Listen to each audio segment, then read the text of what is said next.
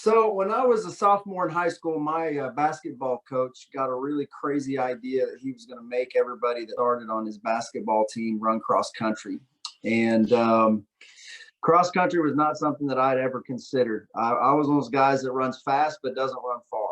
And the idea, if you're not familiar with cross country, they run this thing called a 5K, and 5K as in over 3 miles. And so that was not something that I was super keen on. But at the same time, I did love basketball. And any of you guys who were fortunate enough to remember Ted Yonts, he was a very, very famous high school basketball coach.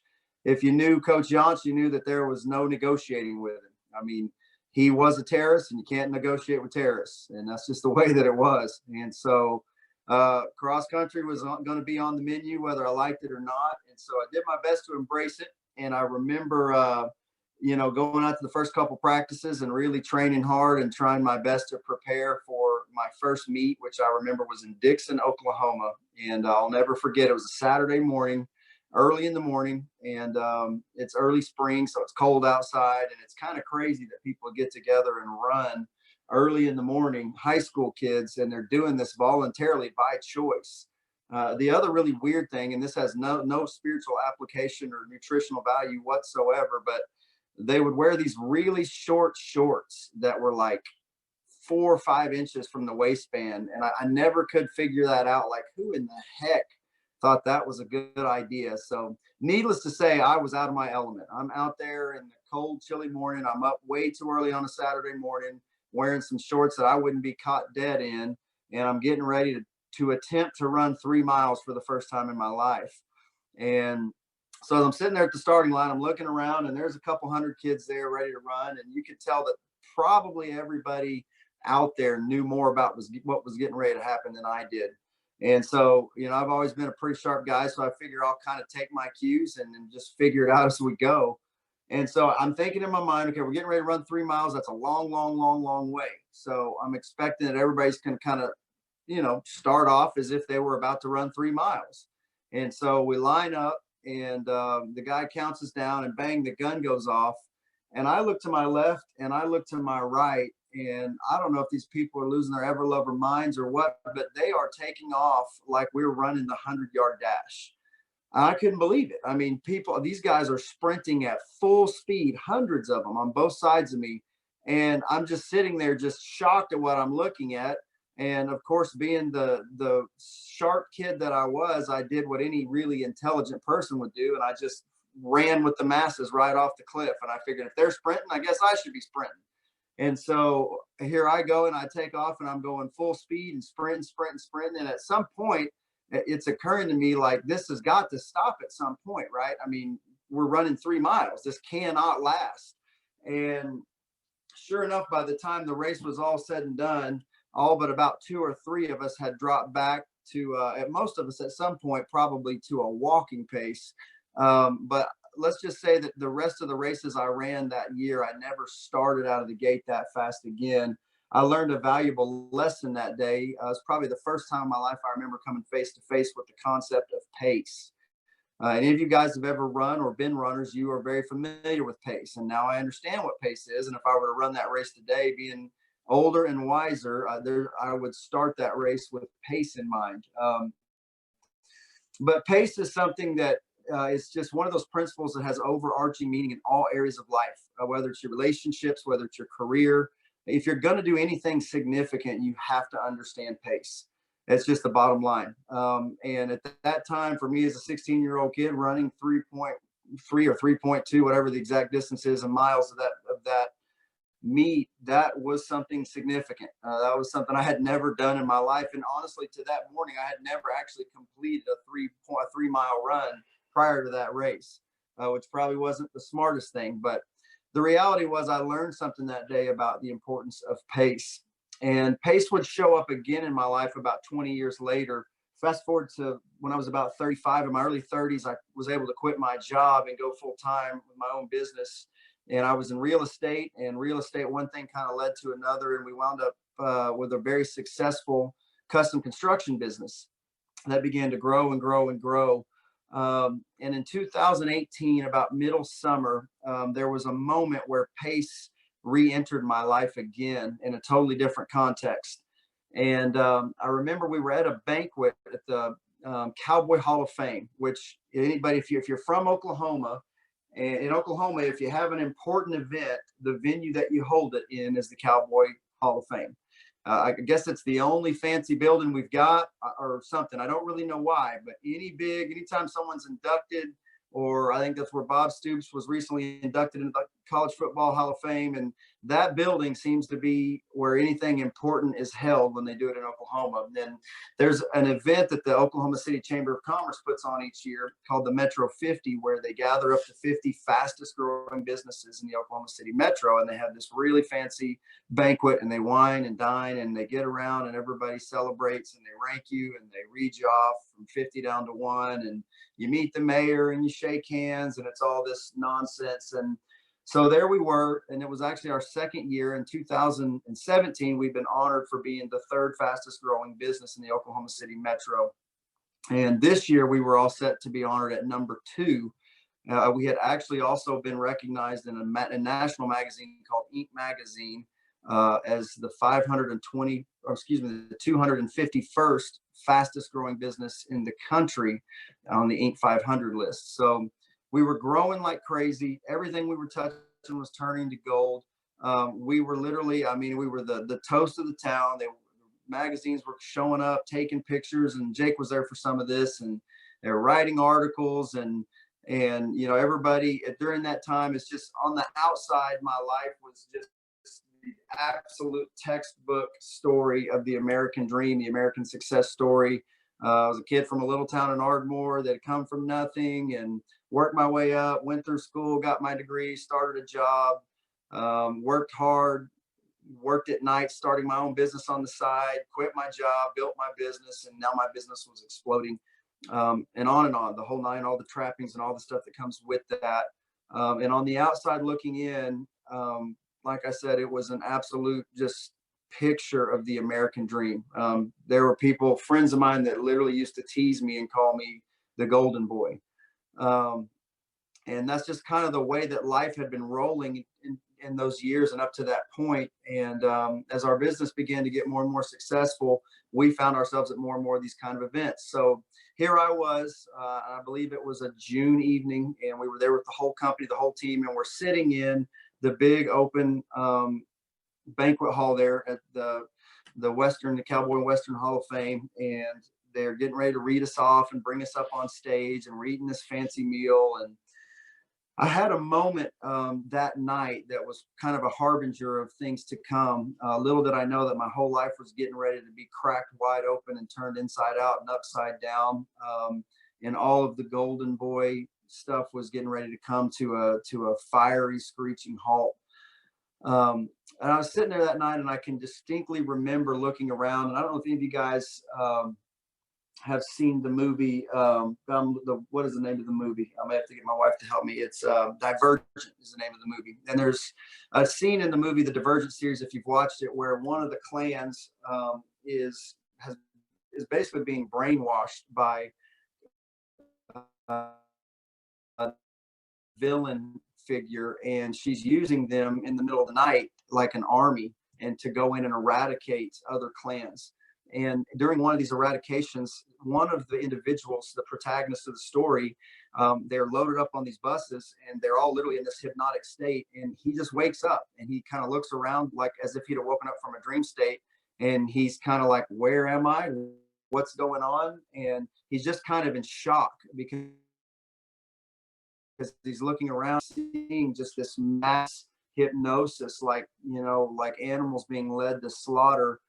And that's kind of how that moment was for me. I remember having this moment where I just remember thinking that something just didn't feel right. And I looked around at all that was going around. I'm surrounded by the most successful businesses and business people in Oklahoma City, and they're all there to make this big affair of their own success and to pat each other on the back and to hand out awards. And it just felt off.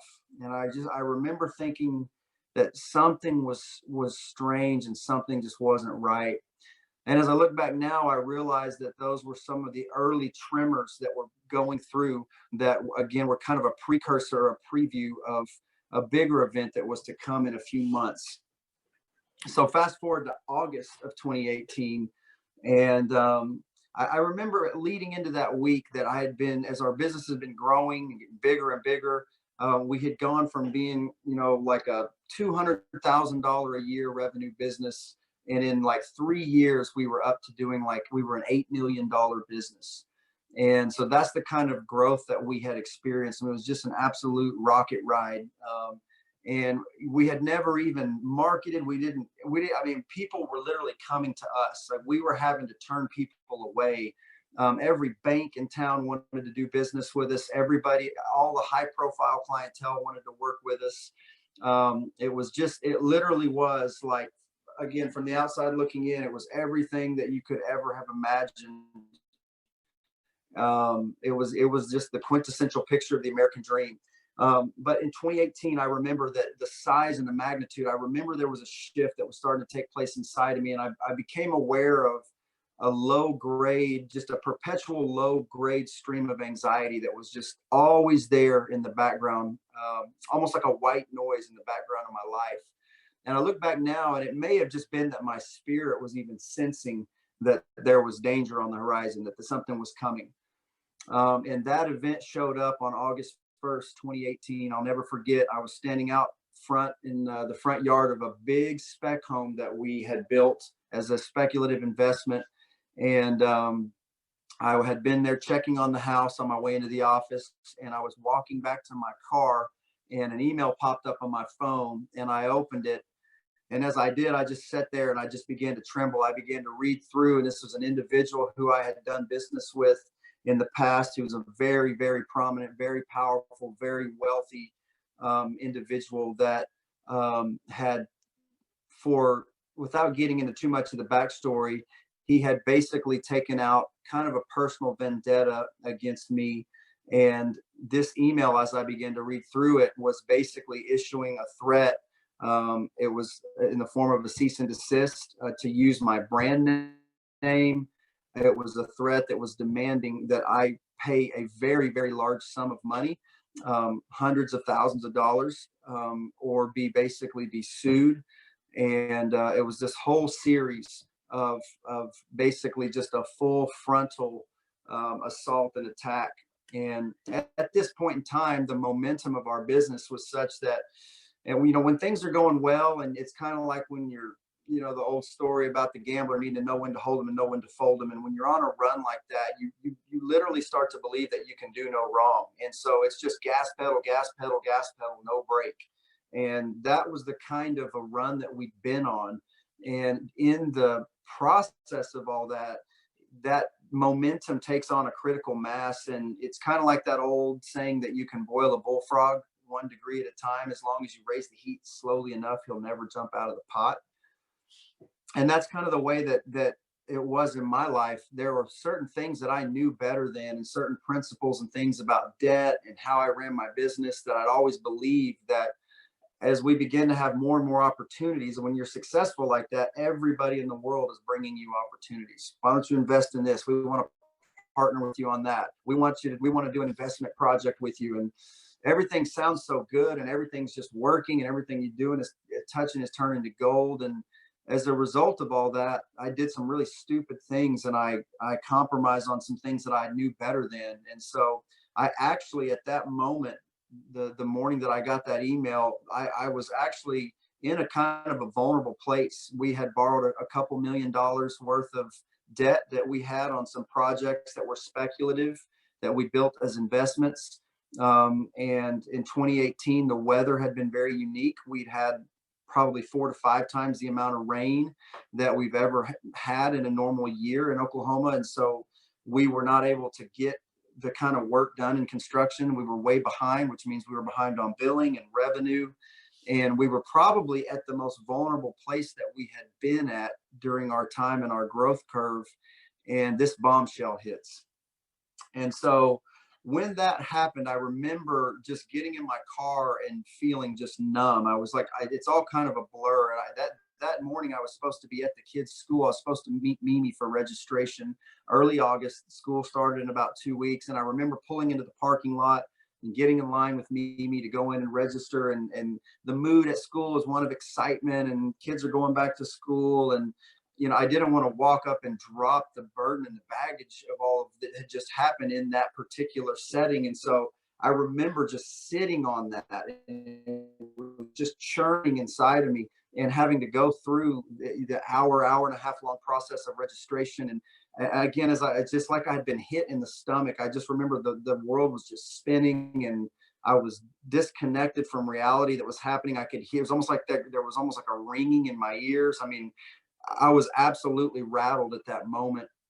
And I remember getting home later that night, and when the time was appropriate, telling Mimi what had happened. And it was one of those moments where it all just kind of came crashing down. And I had to make some brutal confessions and be brutally honest with myself about what was really going on with my life and our business and where I really was. And, when you get to a moment like that, it's kind of that whole thing they say in counseling, like this admitting and acknowledging the reality is kind of the first step. And I'm an Enneagram type 3. For any of you guys that study any of that stuff with personality types, type 3s, what we really run on is admiration. The way we're wired, it's really important to live our lives in a way that is admired. And so because of that, when it's bad news and things aren't good, our natural inclination is we want to hide it and press it down. It is really difficult for us to be open and honest about failure and about bad things. We don't like bad things and bad news. We want it to all be glitz and glam.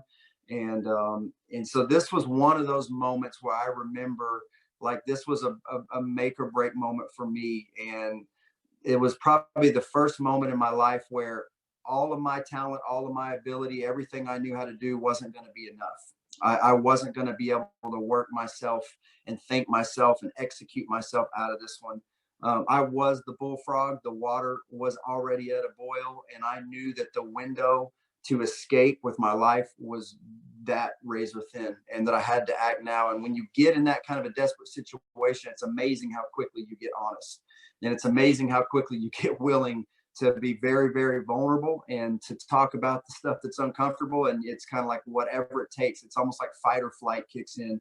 And that's what happened for me. And so I got very honest with myself in the months that followed. And I remember taking a very critical look at my life. And the reality was I had come to a place where the 24-hour stream of low grade anxiety had spewed into a fire hydrant that was just roaring and rushing and drenching every part of my life. I mean, I was so anxious and I was so wound up, and so there was just completely overwhelmed with the anxiety and the pressure of everything that I had going on. It was almost like my mind and my body had been severed. And what I mean by that, it's like they were rarely at the same place at the same time. And I'm going to run through a few of these just kind of blow by blow. And the reason I'm doing that is because if something that I say tonight in this story resonates with you, I want you to really lock in with me, because as soon as I finish telling my story, I'm going to shift into some of the big takeaway and what I think God wants to reveal for our group. And it's a picture of what I think he's doing on a larger level. So I'm going to kind of go through the blow by blow. This is almost like the post-mortem of where I was at. And some of these things I probably wouldn't have even been able to put language on and articulate in the months immediately after. But 3 years detached and looking back, and with the benefit of 3 years of hindsight, I'm going to break it down for you. Basically, the state that my life was in this moment where I began to awaken from the situation that I was in, that God was trying to bring me out of.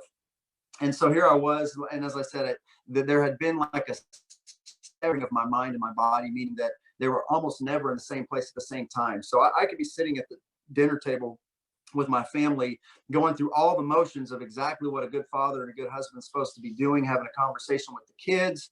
And, one of my kids might be telling me a story about what happened at school that day with their teacher, and a conversation with some of their friends. And I would be laughing and nodding, and my body would be there, physically present and engaged, but my mind would be 1,000 miles away, writing an email to an attorney, or having a heated phone conversation with an upset client, or dealing with a contractor that had tried to steal something from us, or any number of 1,000 different issues that had come to make up my normal daily routine. And this just became my normal life. I mean, that was just the way that it always was. No matter where I was, I could be driving down the road with my family. My mind was just constantly bouncing around the galaxy.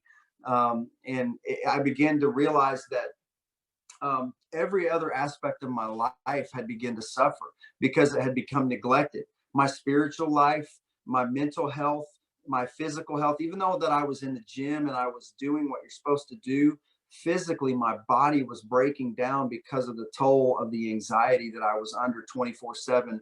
And I began to realize that even the areas that I wasn't neglecting, they were so saturated in the spillage or the leak or the overspray of work that even they had become toxic, because the way that it's supposed to work is, the work-life boundaries that we establish in life. And it's kind of like levees, or it's kind of like pipes in a house. Those are there to establish a place where the water is supposed to be and where it's not supposed to be. And when a pipe bursts, and that's what had happened in my life, my work-life boundaries had been obliterated. And when that happens, when a pipe bursts, the water and the contents that are perfectly healthy and useful and productive when they're in their proper place, they spew out over everything. And the damage when they do becomes very toxic, and it becomes catastrophic, and it gets on everything in your life. And that's the way that my work-life balance had become like that. There was always something to be worrying about, always something undone. I mean, my to-do list was always growing faster than I was able to cut into it. So the distance between where I physically was and where I needed to be was always increasing. I was always losing ground. And so the toll that takes on you, and if you haven't experienced it, it's kind of hard to explain. But I also began to experience during that time severe insomnia. So when it was time to lay down and go to bed, my mind was racing. There was so much anxiety, so much to think about, the things I needed to do the next day, the things I hadn't done that day. And I would lay down, I can remember, and I had a whole series. It was like a cocktail of TV shows that I would try to watch. And there was a series of Cash Cab, and then Netflix, and then The Office. And if everything went well, I would drift off to sleep, usually between 12:30 and 1 o'clock. And like clockwork at 3 a.m., I would pop up wide awake, drenched in sweat, absolutely red hot like I was in fire, and heart racing 1,000 beats per minute. And it got to the point where when I would wake up like that, I couldn't go back to sleep. And so now you're not sleeping, now you're sleep deprived, and now you know that you're running into the next day with this mountain of tasks. And now you know you're going to come into it fatigued and with a deficit, and you're losing ground and you're losing ground. And so now the anxiety of not being able to sleep is as strong as the anxiety about all the things you're supposed to do when you're awake. And if we were in church, I'd say, can I get an amen? Am I the only one who's ever experienced any of these things? But I don't need an amen, because I know, just like I saw there that day at that banquet, that I wasn't the only one. I knew that this was going on. I knew that something was wrong with the whole system when I got behind the curtain. And so here I am, I can't sleep. And it got to the point where the only way, because you finally realize, like, I have to find a way to sleep. And so when I would wake up at 2 o'clock, I distinctly remember the night where I was like, I physically can't survive another day of this. I have to sleep. And I remember going in and taking a couple shots of vodka to help me fall asleep for another hour or two. And then that became the only way I could fall asleep. And there was a period of months there where every night that was the routine. And so it would be my series of shows to fall asleep. And then I would wake up on fire at 2 a.m. and then take 3 shots of vodka, fall back asleep for 3 more hours, back up at 5, get up and basically wait for life to start. And so here I am, my life is basically, I basically feel like a ghost. I'm half dead, half alive. I feel like I'm one-dimensional, flat.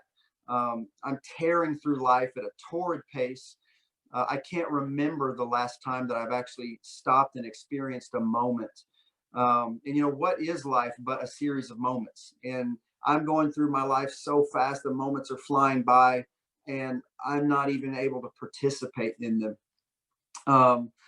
And probably more than anything that would characterize that time, and I think some of you guys may relate to this, but it was just a tiredness that is hard to describe. I remember feeling a bone deep fatigue, not just in my mind and in my body, but in my soul. And the scariest part is, as I looked around at all the other people in the world that I was in, of high business and high finance and high success, is the scary part was I knew that I wasn't the only one. And the reality hit me as I began to make my journey. We made some decisions as a family that we were going to change some things that day. And I knew that I couldn't survive like that. And in that moment, Mimi and I made some decisions in that moment, in the months to follow, that we were going to reroute our family in a different direction. And so tonight, I'm 3 years removed from that time period in my life, and God has healed and restored so many things, and my life is completely different now. But I've learned so many things in the process of the healing and recovery process, because when you are that deeply depleted and wounded in your soul, it's kind of like having a torn ACL. It's not an injury that you come back from in a matter of weeks. It is a very long process back to health. And then even when you're healthy, there's a process after that about where you're learning to trust that you're healthy again. Klay Thompson, for any of my basketball fans out there, is getting ready to play his first basketball game tonight in 2 years. He suffered 2 back-to-back ACL injuries, and it's been a long journey for that guy. And any athlete that's been through a catastrophic injury will tell you, even when the injury heals, there's a long period of just learning the psychological recovery to trust that you're actually healed. And so, having come through that journey, God has taught me so many things. And I've also learned and observed so many things about just society and the way that our world works today. And, the reality is, I look back at that, having been detoxed, it's kind of like an alcoholic that's been through AA and has been detoxed and looks back into it with the benefit and the knowledge of that experience and the informed lens of that experience. I realized that it wasn't just me, and it's something that is going on in our society today that God is going to have to deal with, that we are in the middle of an absolute epidemic. And the busyness of life and the pace at which we live life is not sustainable. And when we talk about the great awakening that God's bringing, we talk about the things that God's going to do in that great awakening, I deeply believe that one of the chief things that God is trying to bring back, and we talked about this a lot when COVID first hit, that God was he was forcing the entire world into a timeout at the same time. And the reality is that I think God is trying to deliver us as a society and as a people from an epidemic that's been going on, and a pandemic that's been going on in our midst, the silent killer long before COVID ever showed up. And that is that we have a disease of pathological busyness in our society today. And I'm just going to hit a couple things, just food for thought for you. I think most of you don't need a lot of convincing. Most of you probably even hear me tell my story, probably at least some point of that probably sent some chills down your spine, because it probably resonated with something that you've experienced. But in case you're not convinced, we live in a society where people regularly talk about working 50, 60, 80, 100 hours a week, and they're not doing it for sympathy, and they're not doing it asking for help. They're literally doing it. They're virtue signaling when they do that. They do that as a badge of honor. That's a form of a brag when people do that. And that's literally become something that is like worn as a status symbol, how many hours we work. And it's not just the working class. There's a poll that was done by the Journal of Consumer Research of celebrities, and they go through and they monitor the tweets of celebrities, which is kind of entertaining to think about. But celebrities are really, really, for any of you guys, raise your hand. And if you don't have your screen on, that's fine. Go ahead and just pat yourself on the back if you follow on social media any celebrities. Mario, raise your hand. Dylan, give us a big wave. You guys follow any celebrities? Yeah. So celebrities are well known for doing something that's called a humble brag. Has anybody ever heard of this, a humble brag? So a humble brag is when you kind of like inadvertently, you try to make it sound like a woe is me statement, but you're really trying to signal to everybody something that you're bragging about. Kind of like, oh my God, I'm the worst, housewife ever. I just can't keep up with these 8 bedrooms and 12 bathrooms and 8,000 square feet. Or I actually printed a couple of these off. These are from actual celebrities. One says, I just stepped on gum. Who puts gum on red carpet? It always feels a little odd when I get recognized randomly in public. I sure am glad it doesn't happen very often. Here's another one. I'm wearing a ponytail, just rolled out of bed from a nap at the bar with my guy, and guys are still hitting on me. Ooh, like really? How about this one? I'd be the worst at Price is Right. I brought 20,000 with me to buy a monitor. It was $350. I'm such an idiot. Hi, I'm 16. This is one that somebody sent to Jimmy Kimmel. Hi, I'm 16. I'm publishing 3 books and an album this year. Do you have any advice on how to handle such a busy workload? So, I mean, yeah, I roll, right? We've all seen this kind of stuff, but these are called humble brags. And so this poll was done on the tweets of the rich and famous and celebrities even. And 12% of the celebrities of humble brags have to do with busyness. Things like how bad do they need a vacation? And again, it's a status symbol. There was in 1987, they started taking a poll where they were interviewing people and asking people's opinion of their busyness compared to the previous year.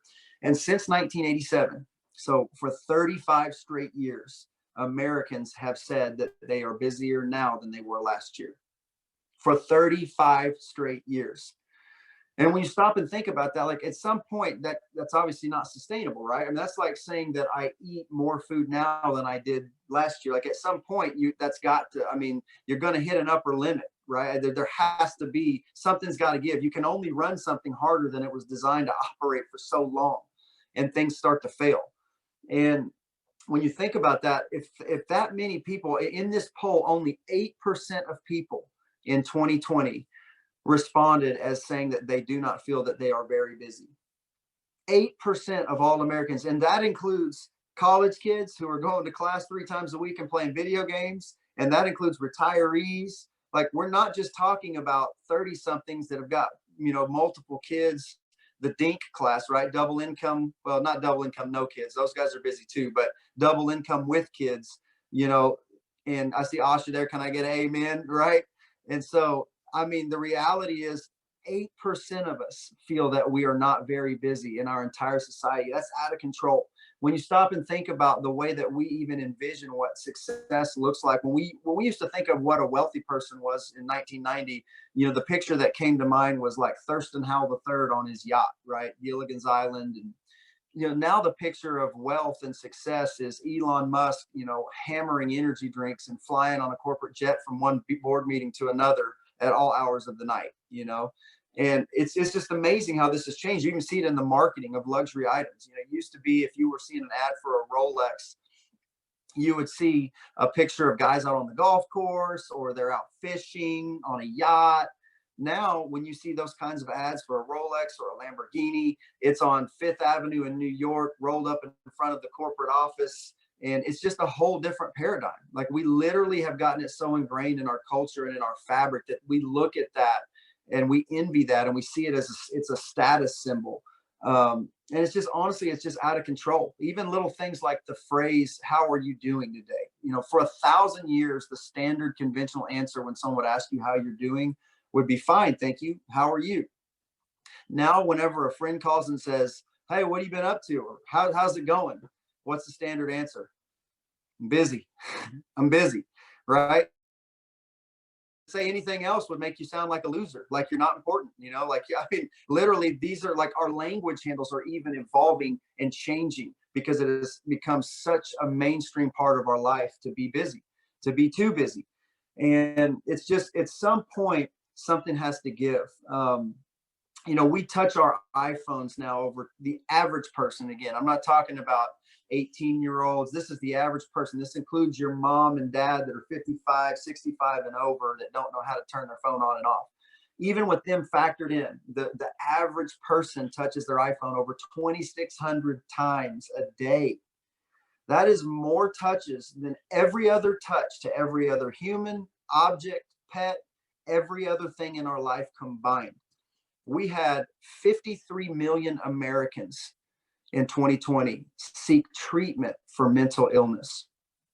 Now, those are just the people that sought treatment. Most experts believe that for every person that actually asks for help and seeks treatment, there's at least 1 and maybe 2 that are suffering silently. So we're talking about an order of magnitude of 100 to 150 million people in a country of roughly 300 million that are suffering from mental illness. Everything is not okay. That's not okay. We are suffering under a silent epidemic, and we have a pathological issue in our country and in our society with busyness. And I think God wants to step in and deal with it. And as I finish the second half of this tonight, this is a talk that literally books are being written as we speak. This has become a very, very hot button in psychology, philosophy. This is not something you can cover in 30 or 45 minutes on a Zoom talk. But my goal tonight is to maybe create an awareness. And then I want to introduce one thought, one principle, one concept that has really, really been central, I think, to setting for me to getting free. Because I was a poster child of this. I was right there in the hot middle mess of all of this nonsense, right in the middle of the fastest flowing current. And having experienced all that, I know just how real it is and just how dangerous it is. But a couple things that some recent philosophers have said, guys that have stepped out, this is one of those things. There's an early adopting minority of people, mostly in the contemplative class, which are the types of people, the thinkers, right? The writers, the philosophers that have begun to talk about this topic. And some of the quotes that I gathered up for this, there's a guy named A.J. Swoboda that says, we've become perhaps the most emotionally exhausted, psychologically overworked, and spiritually unhealthy people in history. German philosopher Byung-Chul Han wrote a book called The Burnout Society. And he says, most people in the Western world are too alive to die and too dead to live. I'm going to say that again. Most people in the Western world are too alive to die, but too dead to live. And, the thing is, guys, the number one problem that we all face in life is time. It really is. If you really want to break it down on a philosophical level, time is the one thing that, and God created it that right. I mean, we could get into a deep philosophical conversation about time and how time, the purpose of time is that it limits activity. You only have so many options. Only so many actions can you make in this life. And when you limit something, it makes it valuable. And so the purpose of time is to make your choices matter. And it all makes sense, right? Because ultimately the one thing God wants from us is relationship. And the core of relationship is choice.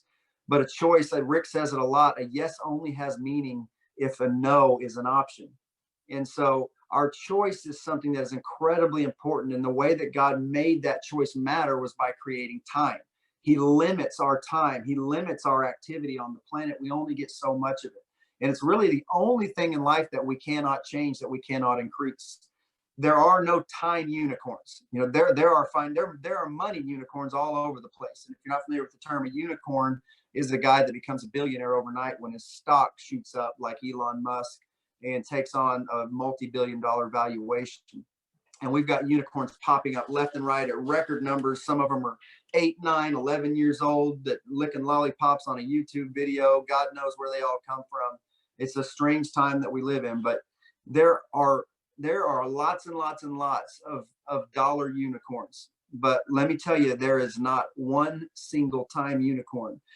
There's not an amount of money. Elon Musk could sell every last share that he's got in his portfolio, and he could not with that buy another single second of life.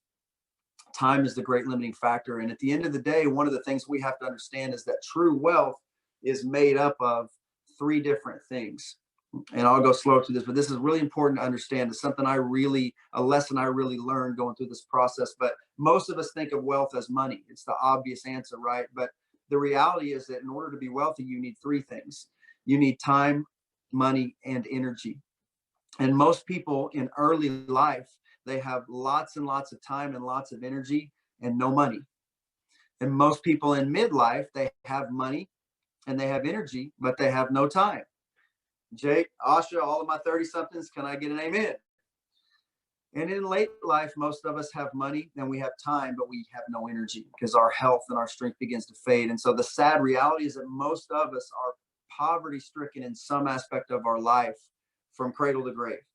And the reason for that is because we don't understand the value of time.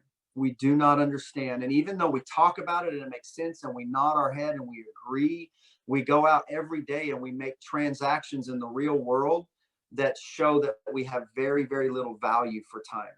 We continually take units out of our time bucket, trying to stuff more units into an already adequate money bucket. If you live in the Western world, you are wealthy. You are a top 5 percentile in wealth in the history of the human race. If you own a car, if you have an iPhone, I could go on and on and on. There have been numerous talks that have been done to document that. But even if you're well below the poverty level in America, you, on the backdrop of human history, are in the top 5% wealthiest humans that have ever walked the face of the earth. And so the relativity of wealth has gotten us so skewed and so messed up. And guys, I was the chief offender of this. I continually made decisions that caused great deficits in my time bucket just to try to put more into my money bucket. And that is stupid, stupid, stupid. The reality of it is the number one problem that we all face in life is time. The problem is not that we have a lot to do. Okay. It's okay to have a lot to do. Jesus had a lot to do. He had an important calling, but the problem is when you have too much to do, because when you have too much to do, the only way that you can keep up is to hurry. And hurry is the big thing. I read a book in this process that I'm going to recommend at the end of this that every one of us reads, called The Ruthless Elimination of Hurry. If you don't hear anything else I said tonight, write the name of that book down and read it. The Ruthless Elimination of Hurry. It is a life-changing book. But hurry is like a cancer that has infested our society and our lives and is eating the depth and the richness of our lives away from the inside, guys. And it's something that I believe that is a huge piece of the awakening that God's bringing us through. And to tie it to some of the visions and the purposes of what Rick's laying out, that the vision of what we believe God wants us to do as a group. I'll switch gears and talk about High Point for a minute. It's not that there's nothing wrong with having a lot to do. You know, I believe that God has given High Point an assignment. We have a lot to do, but it's incredibly important that we understand pace. Just like that stupid 16-year-old version of me trying to run that first 5K. No concept of pace whatsoever. Absolutely clueless and hopeless. And so I believe that one of the things that God is wanting us to understand is to be a people that carry the wisdom and the truth about hurry, and that we understand pace in the way that Jesus did. And not only so that we can conduct our assignment that way, but so that we can have freedom in our personal lives, and so that we can be a light and a beacon and a picture of this for the people around us, because this is something that I believe God wants to bring to our nation on a national level. There's a couple other quotes that I had jotted down to share with you guys. You guys remember Corrie ten Boom? She's the one that saved thousands and thousands of Jews during the Holocaust by risking her life and her family to hide them in her home and to get them out of Germany. She was famous for saying, if the devil can't make you sin, he'll make you hurry. If the devil can't make you sin, he'll make you hurry. Another guy you may have heard of, I know, Cam, some of you guys that are readers of Carl Jung. Anybody ever heard of Carl Jung? Very, very famous philosopher on human. His work is the foundation and the basis that the Myers-Briggs system was established on. Pretty bright guy, very, very credible in all circles, secular and beyond. So there's not just these aren't just Christian people saying this. Carl Jung has a quote that says, "Hurry is not of the devil, hurry is the devil." Hurry is not of the devil, hurry is the devil. And there's a line that I thought was really, really striking in the book that I just referenced. I'm going to actually read you guys a little excerpt out of this book, The Ruthless Elimination of Hurry. The author, John Mark Comer, says, "Last week I had lunch with my mentor, John." Okay, confession. He's not actually my mentor. He's way out of my league. But we regularly have lunch, and I ask a barrage of questions about life. Notepad open. John's the kind of person you meet and immediately think, I want to be like that when I grow up. He's blisteringly smart, but more, he's wise, yet never comes off remotely pretentious or stuck up. Instead, he's joyful, easygoing, comfortable in his own skin, a raging success, but not in that annoying celebrity way. He's kind, curious, present to you in the moment. Basically, he's a lot how I imagine Jesus to be. John, his last name's Ortberg, happens to be a pastor and a writer in California who was mentored by another hero of mine, Dallas Willard. If you don't know that name, you're welcome. Willard was a philosopher at the University of Southern California, but is best known outside of academia as a teacher of the way of Jesus. More than any teacher outside of the library of scripture, his writings have shaped the way I follow, or as he would say, apprentice under Jesus. All that to say, John was a mentee of Willard for over 20 years until Willard's death in 2013. I never got the chance to meet Willard, so the first time John and I sat down in Menlo Park, I immediately started pumping him for stories. We hit gold. Here's one I just can't stop thinking about. John calls up Dallas to ask for advice. It's the late 90s, and at the time, John was working at Willow Creek Community Church in Chicago, one of the most influential churches in the world. John himself is a well-known teacher and best-selling author, the kind of guy you figure pretty much has apprenticeship to Jesus down. But behind the scenes, he felt like he was getting sucked into the vortex of megachurch insanity. I could relate. So he calls up Willard and asks, what do I need to do to become the me that I want to be? There's a long silence on the other end of the line. According to John, with Willard, there's always a long silence on the other end of the line.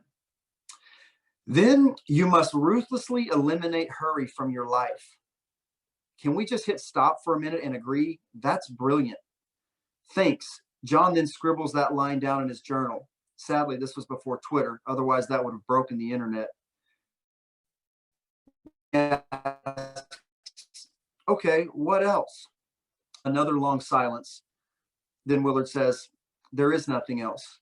Hurry is the great enemy of spiritual life in our day. You must ruthlessly eliminate hurry from your life. End of story.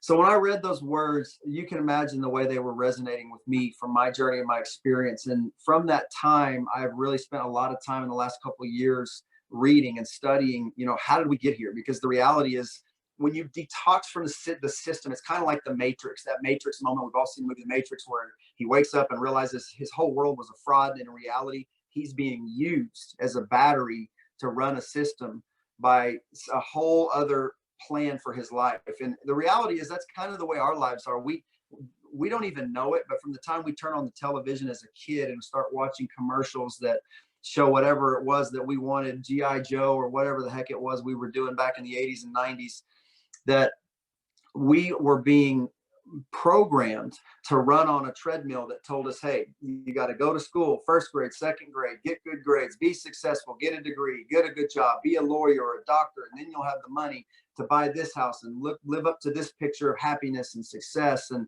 the world around us is a 24/7 multi-trillion-dollar machine that is engineered to do one thing, and that is to train every single one of us to produce and to consume. Then the more we consume, the more we have to produce to pay for our consuming. And when you realize just how sucked into that system we all are, especially in the West, it's a terrifying thought. And just like Neo in the movie The Matrix, when he wakes up and he looks around and it's just like, oh my gosh, can this really be? When you begin to detox your life from hurry, it's kind of the way, it's that same type of a transitional experience.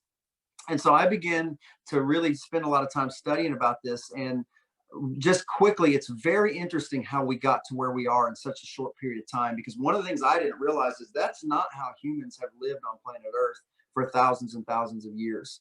The way that we live today is a relatively new phenomenon, and it's really been intensified in the last 20 to 30 years. But the history of speed in the human race is very interesting. There's a couple quick, I'm just going to fly through quickly a couple of historical highlights. But in 200 BC is when the first Roman sundial was invented. And there was a Roman playwright by the name of Plautus. And Plautus has a famous quote saying, because what they did was they invented this thing. And if you're not familiar with what a sundial is, it's the first mechanism that mankind ever made to track the Earth's rotation around the sun. It was basically the predecessor to the clock. And it was the first time we ever had the ability to track time and days and nights. And so in Rome, when they invented one of these, the very first, Plautus lived in the very first village where the very first public sundial was put out. And he has this famous quote where he says, "The gods confound the man who first found out how to distinguish hours. Confound him too, who in this place set up a sundial to cut and hack my days so wretchedly into small portions." I mean, that's strong language. Interesting thought. In 1370, the first public clock tower was erected in Cologne, Germany. 1370, guys, and we're not talking about all that long ago on the backdrop of history. the first public clock tower. And that represented man's official declaration of independence from the sun.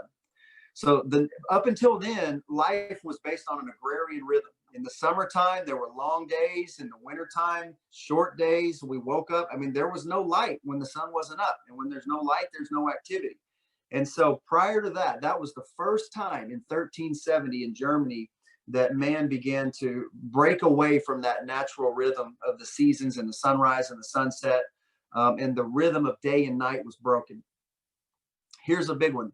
1879. Anybody know what happened in 1879? Raise your hands, class, if you know what happened in 1879. Maria? Dylan? No dice. 1879, Edison's light bulb comes into the human story. So we now have the ability to control light. We're not at the mercy of the sun any longer. All right. If you're not sitting down, sit down for this next stat, because this thing, to this day, this stat blows me away. This is, again, we're talking not that long ago, guys. I mean, we're talking not even 200 years ago. Before Edison's light bulb, the average person slept 11 hours a night. So for thousands and thousands and thousands of years of human history, the average human was sleeping 11 hours a night. And in the last 200 years, we are now down under 7. The average adult now sleeps less than 7 hours a night. Unbelievable. And finally, for the coup d'etat, the piece de resistance, as it were, in 2007, maybe the most significant event that contributed to this outbreak, this pathological epidemic that we have going on. Surely you young ones know what happened in 2007. Anybody got a guess about 2007? I know you can't really guess because we're not live. That seems like the thing you're supposed to say when you're speaking in public. Hey, Cam's got it. In 2007, Apple released the iPhone into the wild, and life was changed forever. Honestly, I've heard it said that when history tells the story 50 years from now, when the history books are written, they will put the release of the iPhone, they will view it as an event that is on par with Gutenberg's printing press. I'll let that sink in for a moment. Gutenberg's printing press, all that did was lead to the Protestant Reformation and the Great Enlightenment. It's one of the most significant events in human history. And already, and it's hard to disagree when you really think it through, it's believed that the iPhone will be considered an event of equal or greater magnitude to the printing press, y'all. The average American now works more than 4 weeks, 4 weeks more than a year than they did in 1979. We talked about it, leisure, and leisure used to be the epitome as far as the status symbol of wealth and success.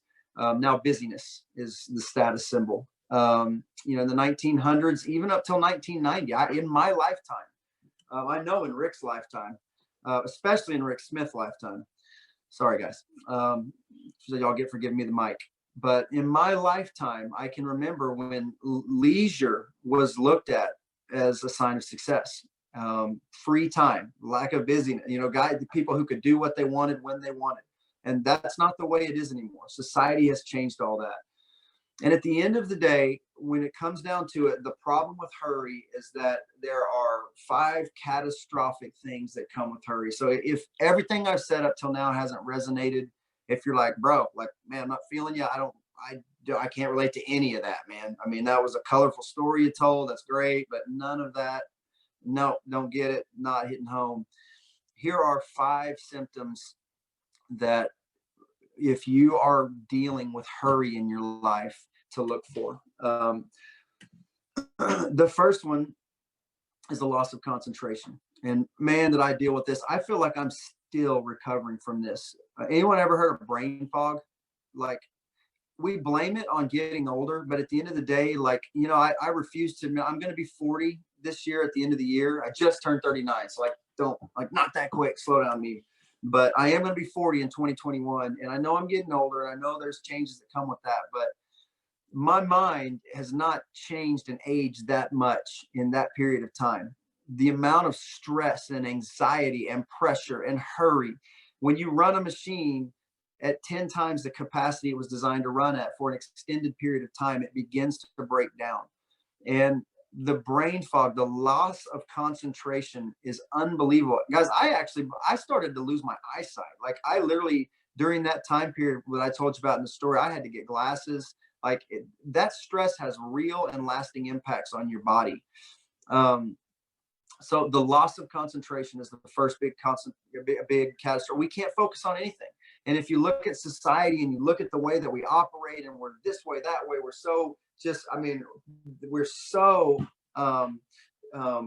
what's the term? My mind's going blank, where you can't words. Or see, I'm literally acting it out for you guys. So in case you didn't understand what I was trying to say, like I'm literally giving you an example. OCD. Nope, that's not it either. It's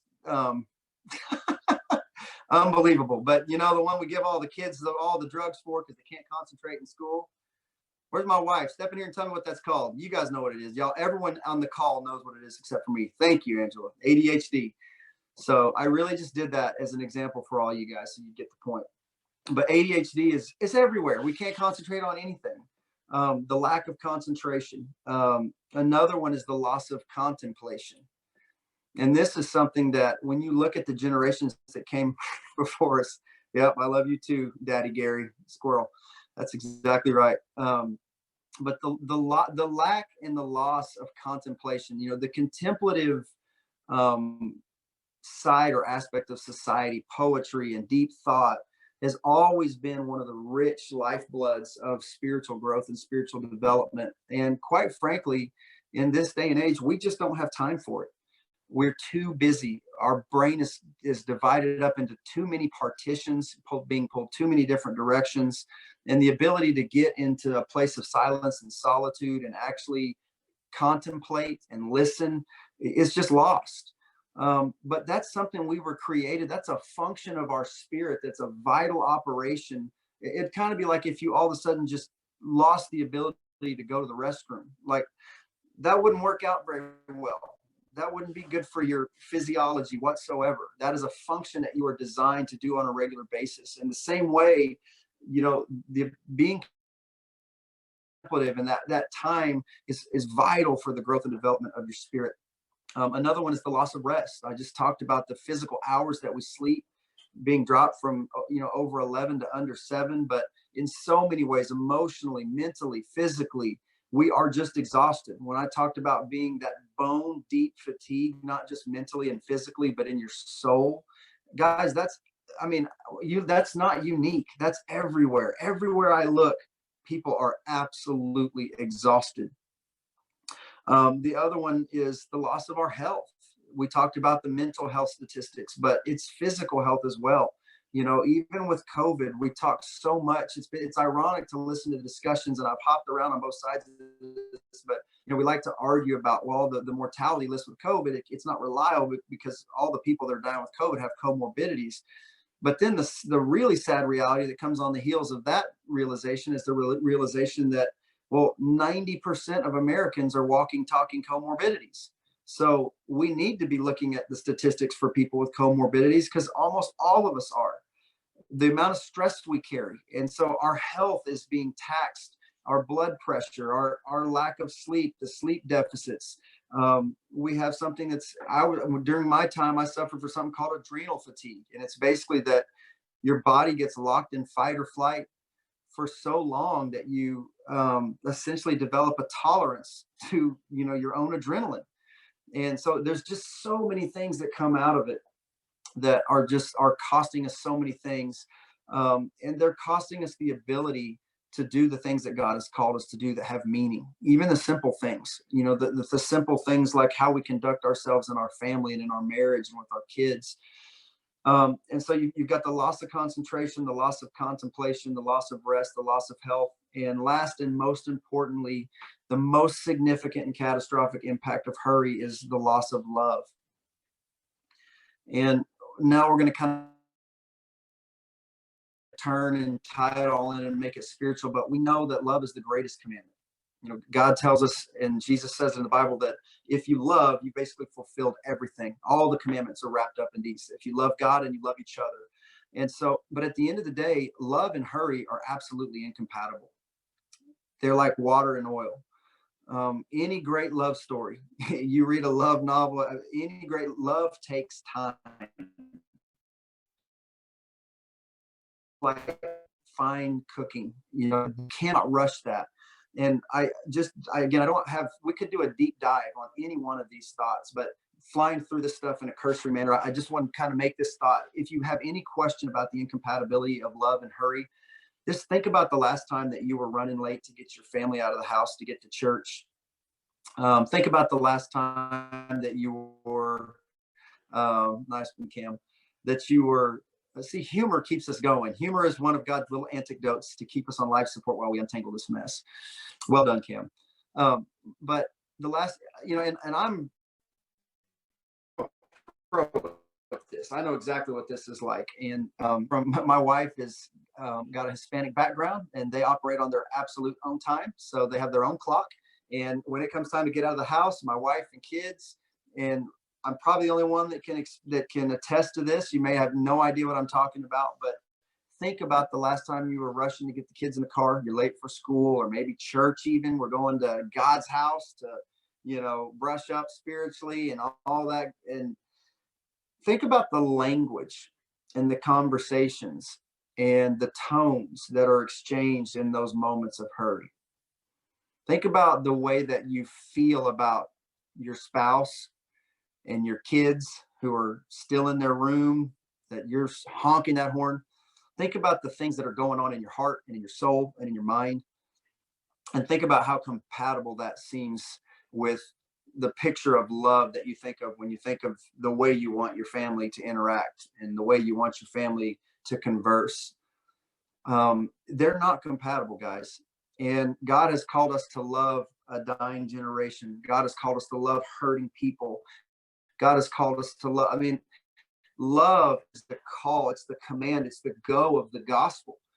But we don't have any margin whatsoever. We are so busy and so saturated and so overwhelmed with our own stuff that we don't have any margin to love with. We simply don't have time. Most of us are at a point where we would rather, and I'm very guilty of this, guys. I have literally said this. And again, I don't want to put condemnation on us, because there are certain seasons in life and there are certain things that we can and can't control. At the end of this, we're going to talk about just briefly about discerning what is appropriate versus inappropriate things that make it through your no filter. But the reality is, I would rather in most cases give money than time, because I don't have time to give. And if God's called me to go and volunteer or go serve someone, or I don't have the margin, and I haven't had the margin in my life to even participate in what God's doing and the call that God has on my life, the call that God has on us as a group, the call that God is bringing with this awakening to our country. And at the end of the day, if we are going to be God's people and we're going to be available to say, "Here, my Lord, send me," and we're going to be able to participate and co-labor with him in this whole process of what he's trying to do on planet Earth and in America and in Western civilization, we're going to have to make some time. And at the end of the day, busyness is the enemy of all of that. And quite frankly, to kind of wrap it up and bring it all home, guys, busyness is the antithesis of the way Jesus walked. The reality is, Jesus had a lot to do. He had a very important assignment, but he never had too much to do. And maybe I'll do a follow-up to this at some point down the line and talk about the way Jesus walked. But if you read through the Gospels, one of the things that Jesus was notorious for, one of his absolute MO signature moves that he would pull all the time, is he would just absolutely disappear. People were always pulling on him. He was basically like a rock star in his day. Everybody wanted more. The disciples were always trying to usher him. "Hey, this guy needs to see you. This guy needs you to pray for him. This guy's daughter's dead. These people are waiting." It was always more, more, more. Go, go, go, go, go. And if you read through the Gospels, Jesus would regularly rebuke his disciples, and he would regularly just bail on them. Like, we would probably, in our Western society, with all of our busy virtue signaling, like, we probably would call Jesus flaky today, because he would just, all of a sudden, his phone would just be off. And again, I've been guilty of that. Like, I hate it when I'm trying to get a hold of somebody and their phone's off. Like, bro, what is wrong with you? It's 2021. Like, what in the world are you doing with your phone off? We don't do that anymore. You know, like, I'm to this day, I'm still guilty of that crap. But the reality is that's how Jesus rolled. And when he felt it was the time, he would press away from everything and just put a massive stop and pause button. And he would live his life spiritually. He would find addition through subtraction. He would withdraw, pull away, and he would find a quiet place and be gone. And then when he was ready, he would come back. But he controlled the pace. The tempo that he walked in his ministry was a thing of mastery. And we have got to learn from that and figure that out. And we've got to take a cue from the way Jesus walked if we're going to fulfill the call that he has on us in our personal lives and as in our spiritual calling and corporately as a group. I think about Jesus's greatest moment of being tested, you know, in the wilderness. I always thought about the wilderness as a place where, like, Jesus was pulled into a hostile environment, because we always talk about it being a wilderness and a desert. And I always think of it as, oh, he had to, like, it's like going on the road to play in front of a hostile crowd where everything's against you and the devil's on his home turf.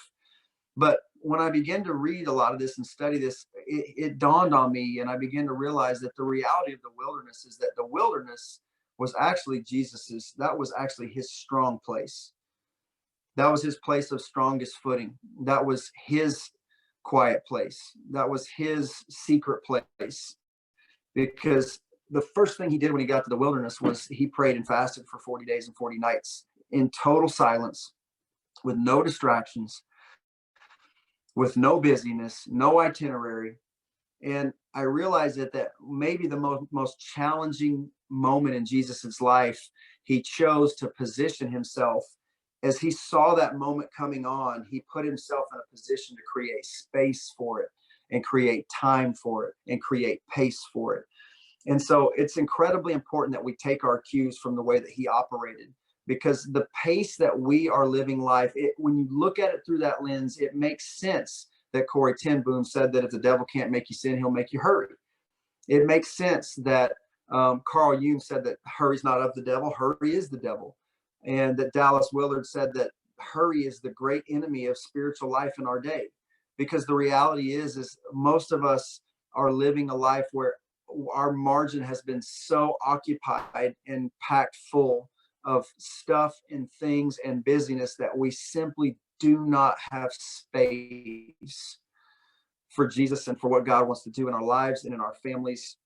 And at the end of the day, guys, it's something, we're approaching a breaking point as a people. You really only have two options, and I'll kind of wrap it up with this thought. There's really only two ways to respond. When you see the reality, and even if you choose not to see the reality, the impacts of busyness, they will settle in on you eventually. I'm a really sharp, talented, strong-willed, high motor, high energy guy. I can do a lot. And up until the first 35 years or so of my life, I never really encountered anything that I couldn't figure out, or I couldn't handle, or I couldn't whip. But like Mike Tyson says in his famous quote that everybody's got a plan until they get hit. When you really get hit square with something, and all of us eventually do, I don't care how big a boy you are, I don't care how smart you are, how eloquent you are, how gifted you are, how wealthy you are, how connected you are, I don't care. We all eventually run into something that we can't handle. And when that moment settled in on me, and the realization that this was not something that I could solve, this was not something I could outrun, this was not something that I could outthink or outwork, the only option was to surrender. Because the reality is every one of us is speeding towards that moment in our life. The busyness, we are like a snowball rolling downhill, gaining velocity and speed and magnitude and momentum, and is just a matter of time if we don't course correct until we crash. And I guess my word to you would be, don't do what I did. Don't crash first. Don't have to crash to get this. I think God is trying to give us some preventative wisdom. You know, there's a wise man once said that an ounce of prevention is worth a pound of cure. And I think tonight and this year, one of the things God wants to do and speak and manifest into our life and into our group is this concept of pace, elimination of hurry, and this place of peace. because it's another talk for another day. But at the end of the day, the reason we hurry and the reason that we run so hard and we take on so many things, at the end of the day, it's really all rooted in trust. Because Jesus said that my yoke is easy and my burden is light. Take my yoke upon you. It's easy and it's light. But we don't carry Jesus's yoke. We all have created a yoke for ourselves. That is the yoke that we think is what we have to have in order to be successful, in order to be happy, in order to be enough. And what that leads to is that we say yes, and we say yes, and we say yes, and we say yes, and we say yes, I can pack a little bit more. Sure, we can do that. Yes, yes, yes. And we've completely lost the power of one of the most important words in the human language, the word no. We don't say no to anything. It's never enough. It's more, more, more. Yes, yes, yes. And before we know it, we have built a burden that we carry around that was never ours to carry. It's nothing that Jesus gave us, and we'll do it under the banner of doing things for God and doing things for others, and we'll virtue signal just like the bad secular heathens we just talked about, and all those sorry celebrities. Yeah, we do the same thing, and it's always in a good. Well, this is for my family. Well, I'm trying to make a better living for my family and a more stable life than what I had as a kid, or what. There's numerous endless reasons and banners that we do it under. But the reality is that Jesus said that his yoke is easy and his burden is light. And we, at the end of the day, have got to come to a place of trust where we're able to say, your yoke is enough, God. And the way that I experienced it, in my experience, there's only two ways that you can respond. The pressure of the way that we live in our society is going to build up, and you're going to let it out in one of two ways. There's only two ways that it ends. You either crash and you go into basically a pattern of escapism, and this is rampant. It's everywhere. That can be binging Netflix. It's basically a place that you create to just numb out. And typically it's connected to some stream of dopamine. It's people who detach for hours on end into a video game. I mean, we have a record numbers of grown men that are married with kids that are addicted to spending hours and hours and hours a day playing video games. It can be, and guys, this is not about condemnation. I am right there in the hot middle of all this. It can be a show, again, on Netflix, especially this time of the year when the weather gets crappy. I have been as guilty as anyone as turning on a Netflix show and waking up, snapping out of a stupor 12 hours later with drool running down my face, not knowing where the last half day had gone. We detach, we attenuate it with noise, or attenuate the noise of our busyness and all of our anxiety and the thoughts streams running through our head with alcohol. Alcoholism is rampant.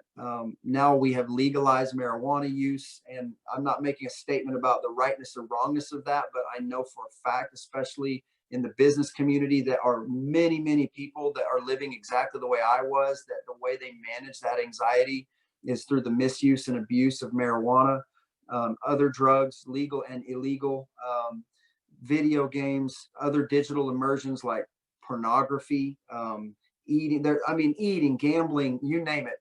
The different behavioral patterns of excess that we see in society shouldn't be surprising. There are coping mechanisms of how we escape and so at the end of the day, that's the direction that most of us have. That's the outlet that most of us have found to cope with the way that we are living our lives. And I think the thought that I want to leave you with tonight, and it's really more of a challenge than anything else, is that God's got a different way. And I think that there's something that he's bringing to not just the kingdom, not just his people. I think he's bringing this to the planet. And it started in 2020.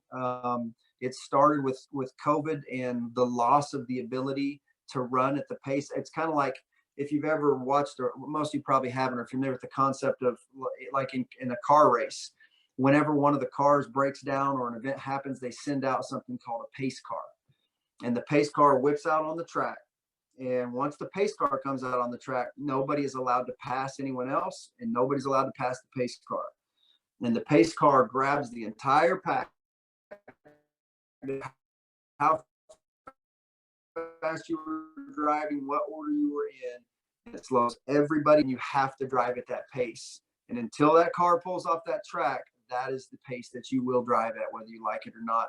And in a lot of ways, COVID was like a pace car moment on planet Earth, that God brought a pace car out. He slowed us all down just to create an awareness of just how, and I think for a lot of us, it's the first time we ever really realized just how high the cost had been of the pace at which we were living life. We remembered the sweetness and the depth of family time and the ability to sit face to face and interact. And we remembered that love takes time, and the strengthening of relationships and conversations and thinking and reading and contemplation and all the things that we talked about that we had lost. We began to see the return of concentration and rest, and we began to see the improvement of health mentally and in other ways. So in a way, God's already started the process, but now that he's kind of given us back the reins, the pace car's off the track, the real question to planet Earth is, what will you do? Will you foolishly race right back into the fast lane as fast as you can go, all gas, no brake, all gas? Or will you learn something from that process? And I think God's called us today is that he's trying to get us to wake up to the reality of what we're doing to ourselves and the cost, the great cost that's associated with it. And at the end of the day, the power of that word no, I think God is going to challenge all of us this year with the principle of subtraction.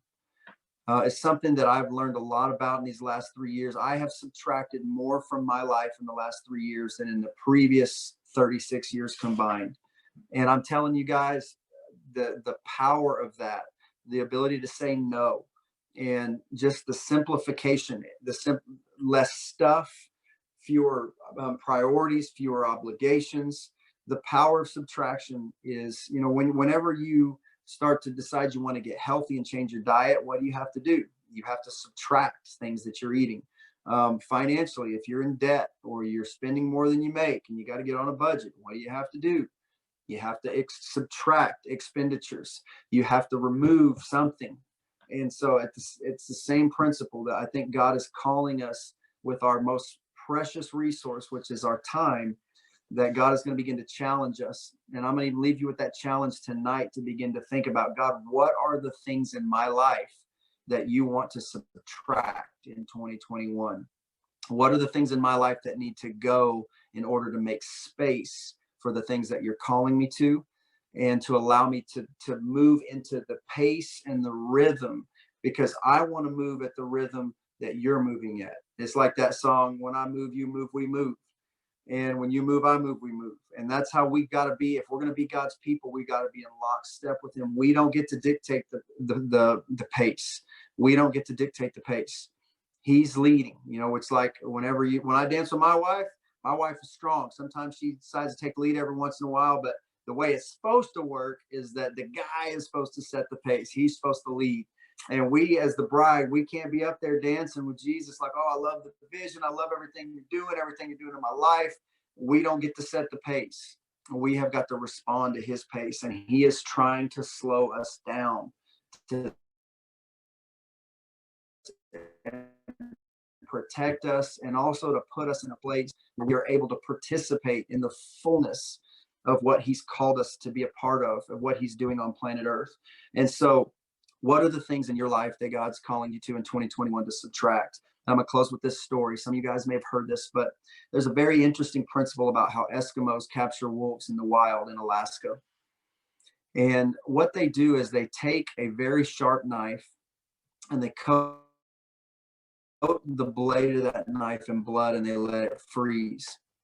And then they coat it with a second layer, and they let it freeze, and a third, and they let it freeze. And they continue to coat this blade with blood and let it freeze until they basically created a blood popsicle with the blade of this knife. And then they stick the handle of the knife in the snow so that the blade's up, and the wolf smells the blood and eventually comes down and approaches, and the temptation of the blood is just too much. And the wolf salivating and begins to lick the blood and consume the blood on the knife. And the wolf thinks that it's found the greatest, richest resource imaginable. It's just struck gold, right? And so he's licking profusely, and the pace begins to pick up, and they just insatiably, the wolf will begin to attack this blood. But as the wolf is licking through the layers of the blood on the knife, there comes a critical moment, an inflection point, where something very subtle but very significant shifts. And it's so subtle that the wolf doesn't even notice it or perceive it. But there comes a moment where the wolf is no longer licking and tasting and consuming the blood on the popsicle, but the wolf is actually licking and consuming his own blood. But by this time, he is so caught up in the frenetic pace and the frenzy of consuming the blood on the knife that he doesn't even realize that he has begun to bleed, and he has begun to bleed out. And he's now consuming his own blood, and it's only a matter of time before he bleeds to death.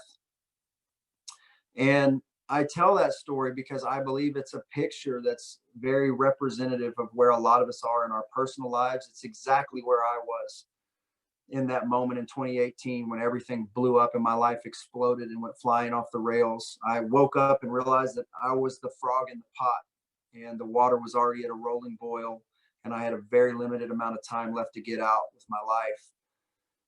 But when you're confronted with a moment like that, you have a choice to make, that you're either going to respond and you're going to shift and change, or you're going to continue to let the momentum and the current of everything that you've been doing carry you. And guys, I feel like we are at that kind of a critical moment in our personal and corporate lives. I feel this is not just for church. This is a societal thing, guys. This is a true pandemic that is creating and causing incredible amounts of destruction in our country and in our society and in our world. And it's a truth, and it's a banner of truth that I believe God has called his people to carry. As with most of these issues, they're not going to get the answer from the government. They're not going to get the answer from politics. The church has the answer. The truth is that the only thing that's going to set them free is the burden of Christ, because it is easy and it is light. And so my challenge to all of you guys tonight is that you let tonight be that moment of realization, of warning, that you, if you have not already, you are rapidly approaching that inflection point on that knife. And you may still be tasting blood that is free and is good and seems right, and it seems like what everyone else is doing and what you're programmed to do is consume. But there is a very dangerous moment that we need to be aware of and alert to and responsive to. And some of you already know, I'm well into I've been tasting my own blood for a long period of time now. There's different stages in this process. So wherever you are in that, the challenge is this: let's respond, guys. Let's respond to God, and let's say, God, I stand convicted. And this is where I was in 2018. God, I am an idiot. I have done so many stupid things. I have violated principles that I knew better than. I've violated things morally that I knew better than. I have gone over the line in so many areas of my life. My life is a rolling pile that's just flying down the tracks out of control, and I have got to slow down. I need your help to help me find the things that I need to subtract and remove from my life, so that I can find the pace that you're moving at, the pace that you've called me to, and so that I can create space for the things that you want to do in me, the things you want to do in my family, the things you want to do in my church, the things you're trying to do right now on planet Earth. Because it's a very simple thing, guys. If we don't, it is a catastrophic ending. The way that we are living and operating, I seriously worry a decade, 2 decades from now, for the world that our kids are going to live in if we don't get some of this figured out. It is not sustainable. There are many things we're doing right now in society that are not sustainable, but this is chief among them. And we have to be the ones to wake up and go first as God's people and the people that he's called to lead in society. So I'm challenging you guys as we get off of this call, and as you go throughout the week and the month, just think about it. Just ask God to show you. He will. When you get honest and you get to that point where you're willing to be brutally honest with yourself, most of these things are not hard. They're hiding in plain sight. And just ask God, what are the things that I need to subtract from my life? Where are the areas of subtraction that I need to put on the altar and I need to remove from my life? And I need to exercise the power of no so that I can create that place and find the pace that you've called me to, so that I can get in step with what you're doing, God, and that I can move at the pace that you're moving.